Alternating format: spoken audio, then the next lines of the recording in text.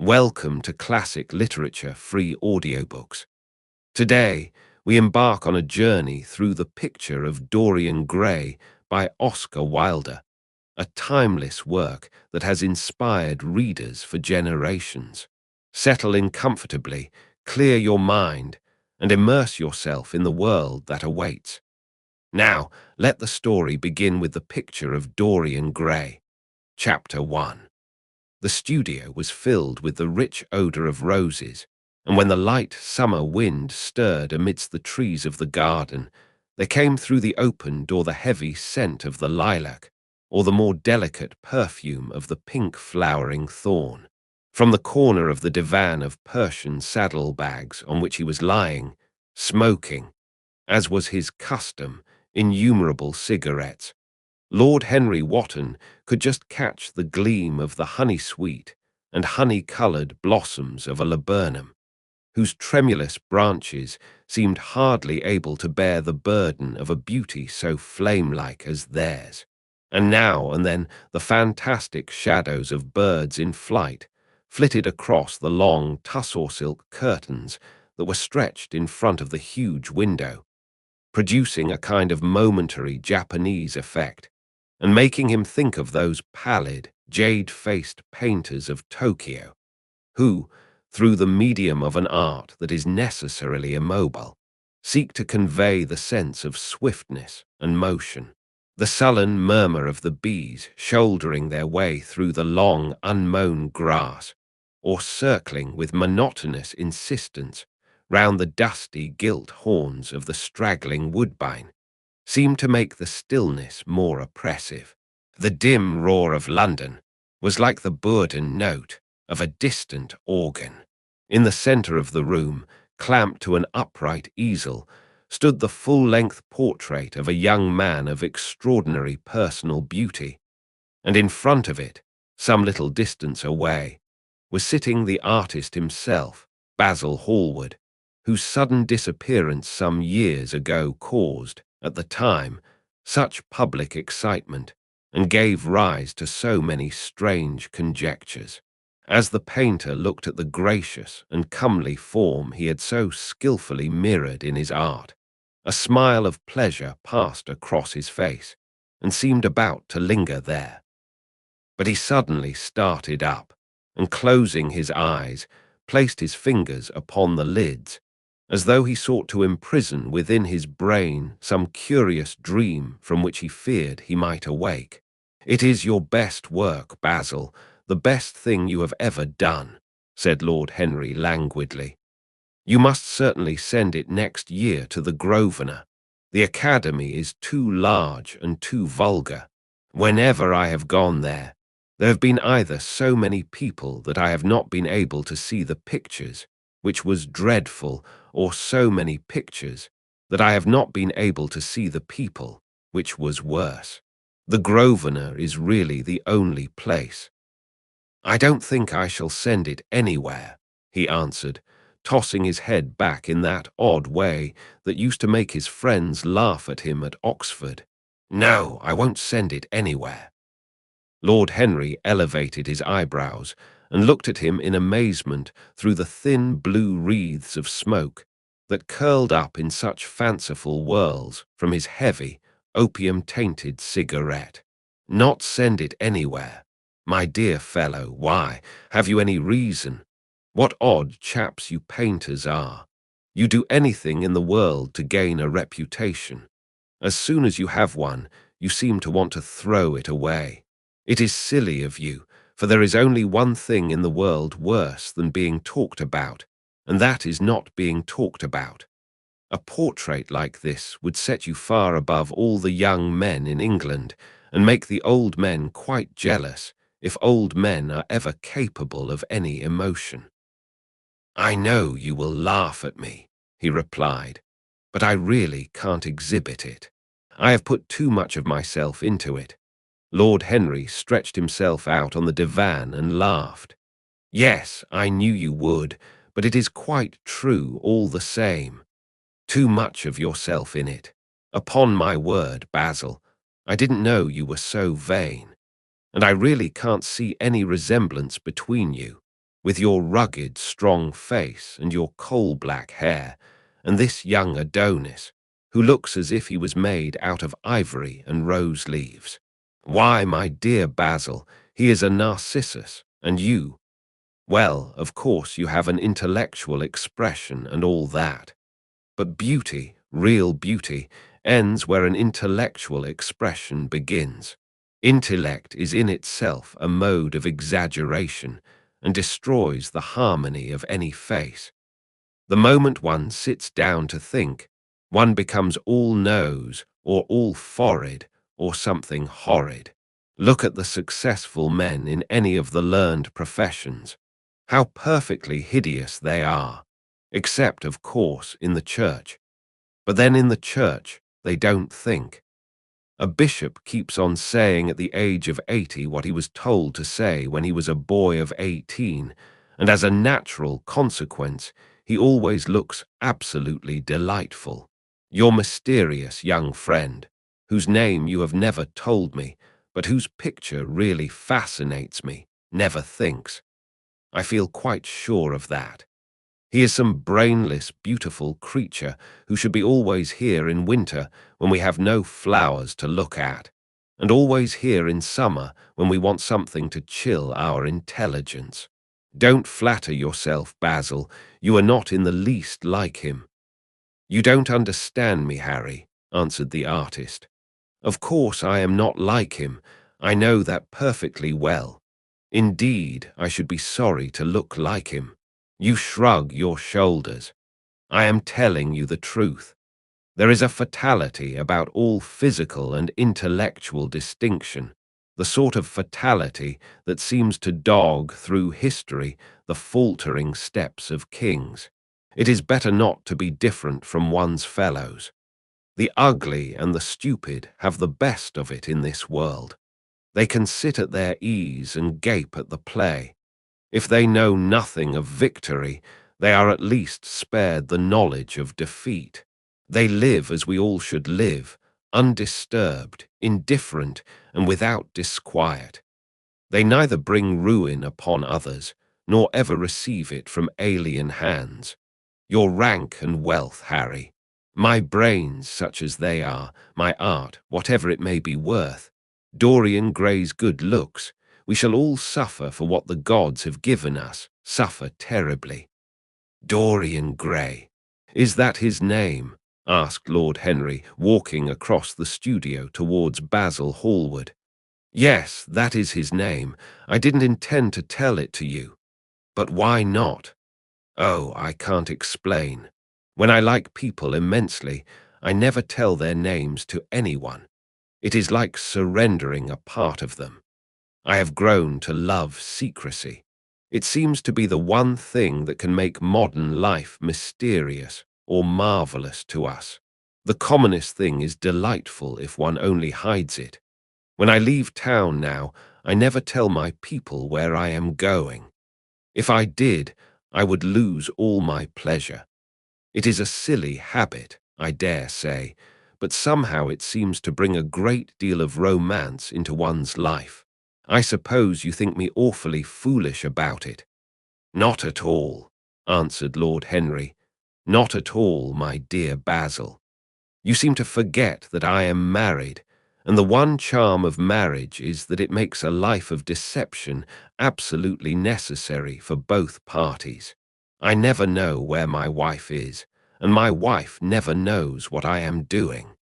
When we do meet occasionally, when we dine out together or go down to the Duke's, we tell each other the most absurd stories with the most serious faces. My wife is very good at it, much better, in fact, than I am.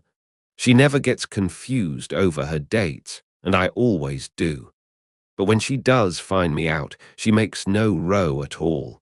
I sometimes wish she would, but she merely laughs at me. I hate the way you talk about your married life, Harry, said Basil Hallward, strolling towards the door that led into the garden. I believe that you are really a very good husband, but that you are thoroughly ashamed of your own virtues. You are an extraordinary fellow, You never say a moral thing, and you never do a wrong thing. Your cynicism is simply a pose. Being natural is simply a pose, and the most irritating pose I know," cried Lord Henry, laughing. And the two young men went out into the garden together and ensconced themselves on a long bamboo seat that stood in the shade of a tall laurel bush. The sunlight slipped over the polished leaves. In the grass, white daisies were tremulous. After a pause, Lord Henry pulled out his watch. "I am afraid I must be going, Basil," he murmured, "and before I go, I insist on your answering a question I put to you some time ago." "What is that?" said the painter, keeping his eyes fixed on the ground. "You know quite well." "I do not, Harry." "Well, I will tell you what it is.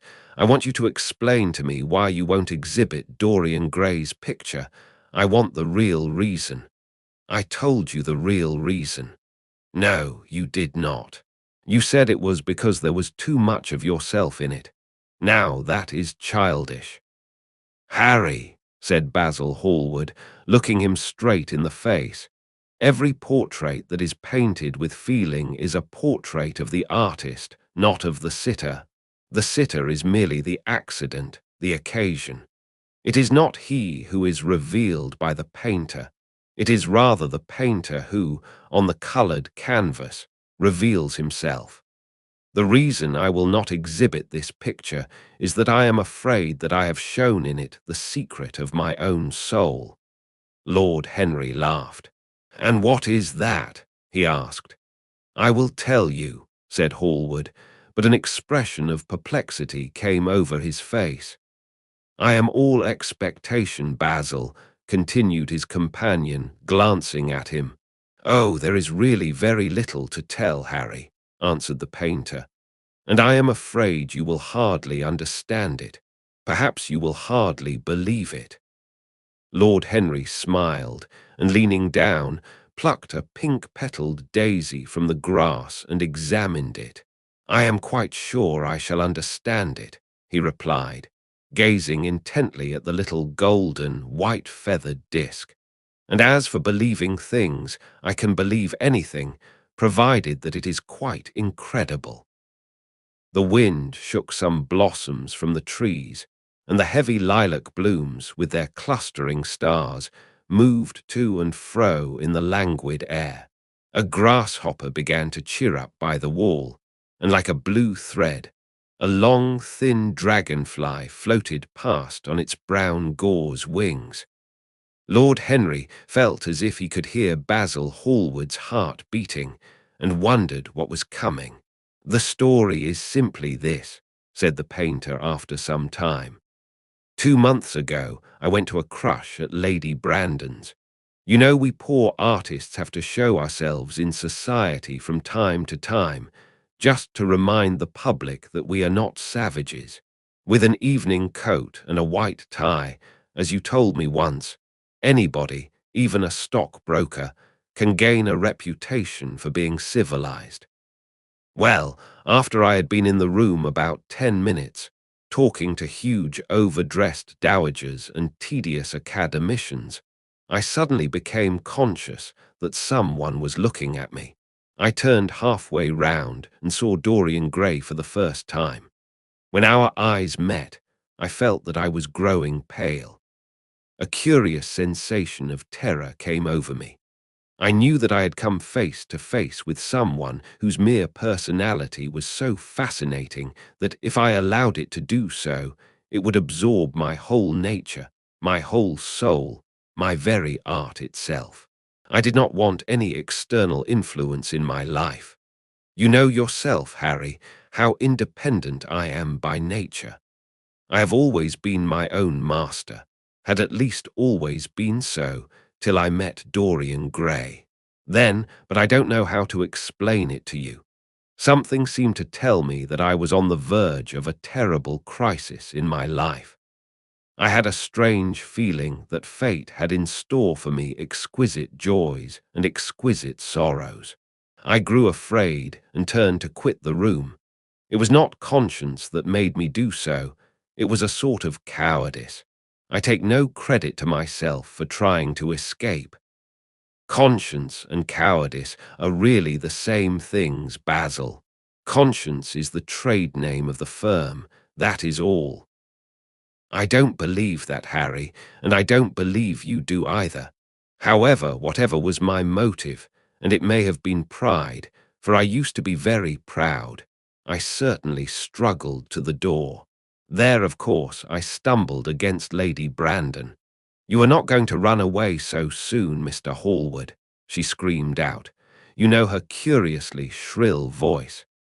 "Yes, she is a peacock in everything but beauty," said Lord Henry, pulling the daisy to bits with his long, nervous fingers. "I could not get rid of her.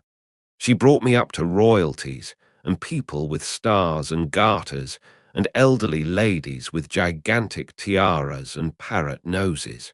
She spoke of me as her dearest friend. I had only met her once before, but she took it into her head to lionize me.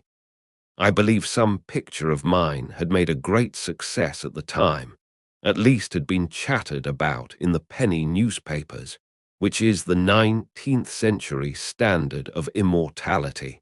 Suddenly, I found myself face to face with the young man whose personality had so strangely stirred me. We were quite close, almost touching. Our eyes met again. It was reckless of me, but I asked Lady Brandon to introduce me to him. Perhaps it was not so reckless after all. It was simply inevitable. We would have spoken to each other without any introduction. I am sure of that. Dorian told me so afterwards. He, too, felt that we were destined to know each other. "And how did Lady Brandon describe this wonderful young man?" asked his companion. "I know she goes in for giving a rapid praise of all her guests. I remember her bringing me up to a truculent and red-faced old gentleman covered all over with orders and ribbons, and hissing into my ear, in a tragic whisper which must have been perfectly audible to everybody in the room, the most astounding details. I simply fled. I like to find out people for myself. But Lady Brandon treats her guests exactly as an auctioneer treats his goods. She either explains them entirely away or tells one everything about them except what one wants to know. Poor Lady Brandon. You are hard on her, Harry, said Hallward listlessly. My dear fellow, she tried to found a salon and only succeeded in opening a restaurant. How could I admire her? But tell me, what did she say about Mr. Dorian Gray? Oh, something like, charming boy, poor dear mother, and I absolutely inseparable. Quite forget what he does. Afraid he doesn't do anything. Oh yes, plays the piano. Or is it the violin, dear Mr. Gray? Neither of us could help laughing, and we became friends at once. Laughter is not at all a bad beginning for a friendship, and it is far the best ending for one, said the young lord, plucking another daisy. Hallward shook his head. You don't understand what friendship is, Harry, he murmured, or what enmity is, for that matter. You like everyone. That is to say, you are indifferent to everyone. How horribly unjust of you, cried Lord Henry, tilting his hat back and looking up at the little clouds that, like ravelled skeins of glossy white silk, were drifting across the hollowed turquoise of the summer sky. Yes, horribly unjust of you. I make a great difference between people. I choose my friends for their good looks, my acquaintances for their good characters, and my enemies for their good intellects. A man cannot be too careful in the choice of his enemies. I have not got one who is a fool. They are all men of some intellectual power, and consequently they all appreciate me. Is that very vain of me? I think it is rather vain. I should think it was, Harry, but according to your category, I must be merely an acquaintance.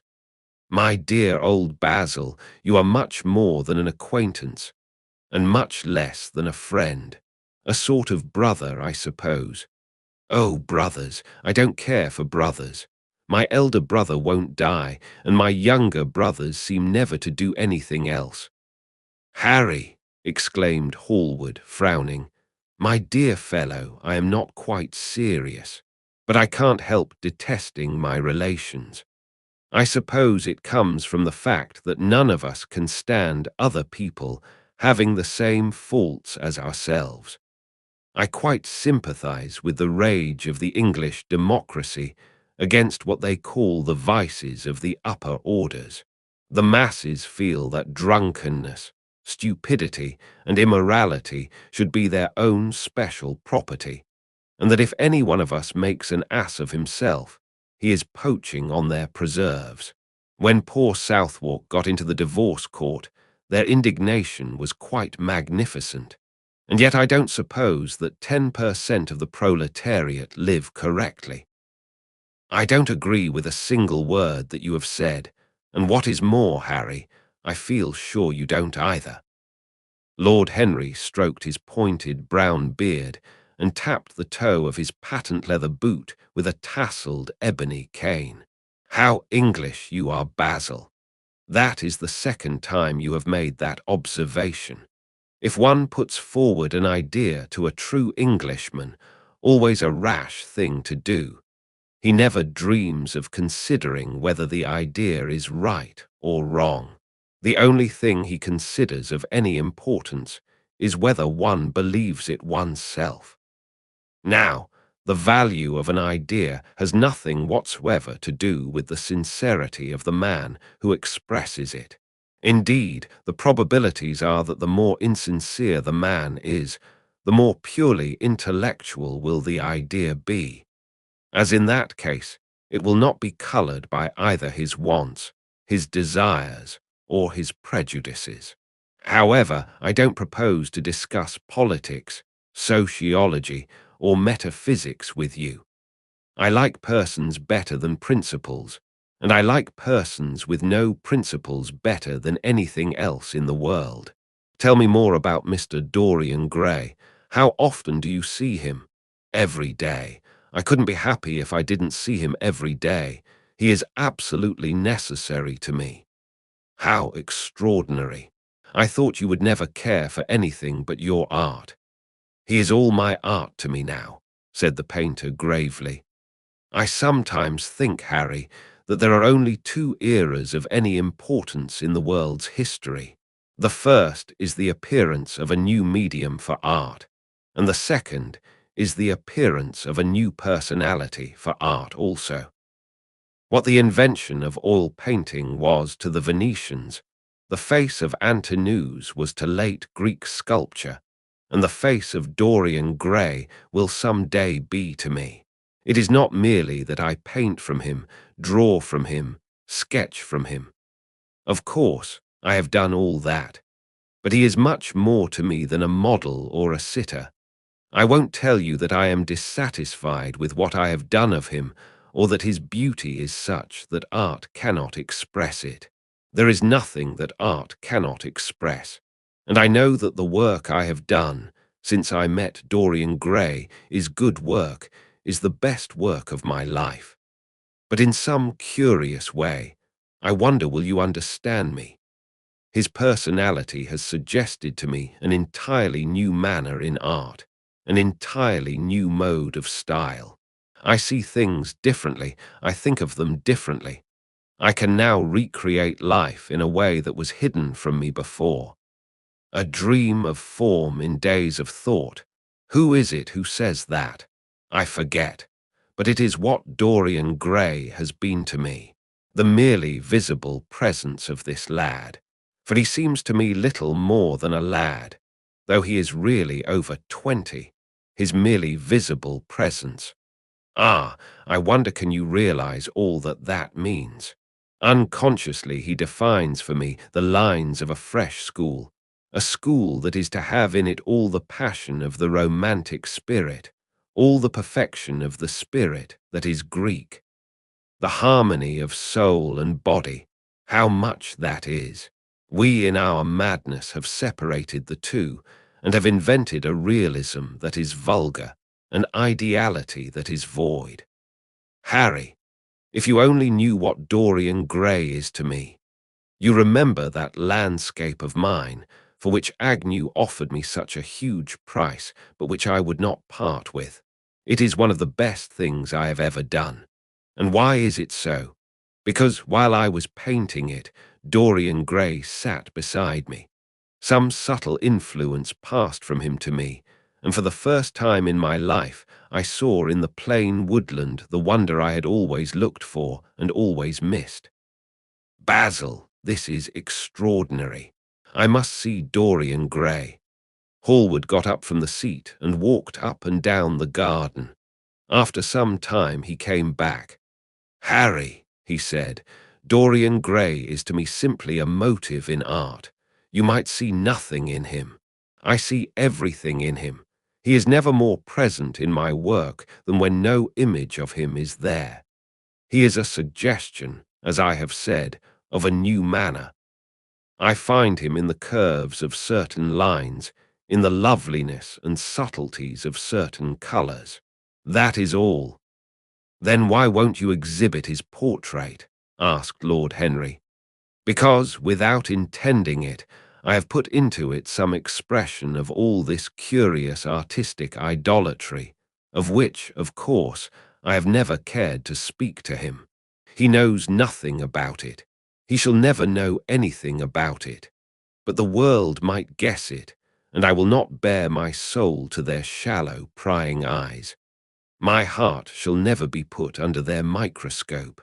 There is too much of myself in the thing, Harry, too much of myself. Poets are not so scrupulous as you are. They know how useful passion is for publication. Nowadays a broken heart will run to many editions. I hate them for it, cried Hallward. An artist should create beautiful things, but should put nothing of his own life into them. We live in an age when men treat art as if it were meant to be a form of autobiography. We have lost the abstract sense of beauty. Some day I will show the world what it is, and for that reason the world shall never see my portrait of Dorian Gray. I think you are wrong, Basil, but I won't argue with you. It is only the intellectually lost who ever argue. Tell me, is Dorian Gray very fond of you? The painter considered for a few moments. He likes me, he answered after a pause. I know he likes me. Of course I flatter him dreadfully. I find a strange pleasure in saying things to him that I know I shall be sorry for having said. As a rule, he is charming to me, and we sit in the studio and talk of 1,000 things. Now and then, however, he is horribly thoughtless, and seems to take a real delight in giving me pain. Then I feel, Harry, that I have given away my whole soul to someone who treats it as if it were a flower to put in his coat, a bit of decoration to charm his vanity, an ornament for a summer's day. Days in summer, Basil, are apt to linger, murmured Lord Henry. Perhaps you will tire sooner than he will. It is a sad thing to think of, but there is no doubt that genius lasts longer than beauty. That accounts for the fact that we all take such pains to overeducate ourselves. In the wild struggle for existence, we want to have something that endures, and so we fill our minds with rubbish and facts in the silly hope of keeping our place. The thoroughly well-informed man, that is the modern ideal, and the mind of the thoroughly well-informed man is a dreadful thing. It is like a bric-a-brac shop, all monsters and dust, with everything priced above its proper value. I think you will tire first, all the same. Some day you will look at your friend, and he will seem to you to be a little out of drawing, or you won't like his tone of colour, or something. You will bitterly reproach him in your own heart, and seriously think that he has behaved very badly to you. The next time he calls, you will be perfectly cold and indifferent. It will be a great pity, for it will alter you. What you have told me is quite a romance of art one might call it, and the worst of having a romance of any kind is that it leaves one so unromantic. Harry, don't talk like that. As long as I live, the personality of Dorian Gray will dominate me. You can't feel what I feel. You change too often. Ah, my dear Basil, that is exactly why I can feel it. Those who are faithful know only the trivial side of love. It is the faithless who know love's tragedies. And Lord Henry struck a light on a dainty silver case and began to smoke a cigarette with a self-conscious and satisfied air, as if he had summed up the world in a phrase. There was a rustle of chirruping sparrows in the green lacquer leaves of the ivy, and the blue cloud shadows chased themselves across the grass like swallows. How pleasant it was in the garden, and how delightful other people's emotions were, much more delightful than their ideas, it seemed to him. One's own soul and the passions of one's friends, those were the fascinating things in life. He pictured to himself with silent amusement the tedious luncheon that he had missed by staying so long with Basil Hallward. Had he gone to his aunt's, he would have been sure to have met Lord Goodbody there, and the whole conversation would have been about the feeding of the poor and the necessity for model lodging-houses. Each class would have preached the importance of those virtues, for whose exercise there was no necessity in their own lives. The rich would have spoken on the value of thrift, and the idle grown eloquent over the dignity of labour. It was charming to have escaped all that. As he thought of his aunt, an idea seemed to strike him. He turned to Hallward and said, "My dear fellow, I have just remembered." "Remembered what, Harry?" "Where I heard the name of Dorian Gray." "Where was it?" asked Hallward with a slight frown. "Don't look so angry, Basil. It was at my aunt, Lady Agatha's. She told me she had discovered a wonderful young man who was going to help her in the East End, and that his name was Dorian Gray. I am bound to state that she never told me he was good-looking. Women have no appreciation of good looks. At least, good women have not. She said that he was very earnest and had a beautiful nature. I at once pictured to myself a creature with spectacles and lank hair, horribly freckled and tramping about on huge feet. I wish I had known it was your friend. I am very glad you didn't, Harry. Why? I don't want you to meet him. You don't want me to meet him? No. Mr. Dorian Gray is in the studio, sir, said the butler, coming into the garden. You must introduce me now, cried Lord Henry, laughing. The painter turned to his servant, who stood blinking in the sunlight. Ask Mr. Gray to wait, Parker. I shall be in a few moments. The man bowed and went up the walk. Then he looked at Lord Henry. Dorian Gray is my dearest friend, he said. He has a simple and a beautiful nature. Your aunt was quite right in what she said of him. Don't spoil him. Don't try to influence him. Your influence would be bad. The world is wide and has many marvelous people in it. Don't take away from me the one person who gives to my art whatever charm it possesses. My life as an artist depends on him. Mind, Harry, I trust you. He spoke very slowly, and the words seemed wrung out of him almost against his will. What nonsense you talk, said Lord Henry, smiling, and taking Hallward by the arm, he almost led him into the house. And that wraps up Chapter 1 of the Picture of Dorian Gray. If you enjoyed it, please like the video and share your thoughts in the comments. Want to keep listening? Head over to the next chapter and let it play in the background while you relax or work. Links are in description. Don't forget to subscribe and tap the bell so you'll be notified when the next chapters are released. Thanks for listening.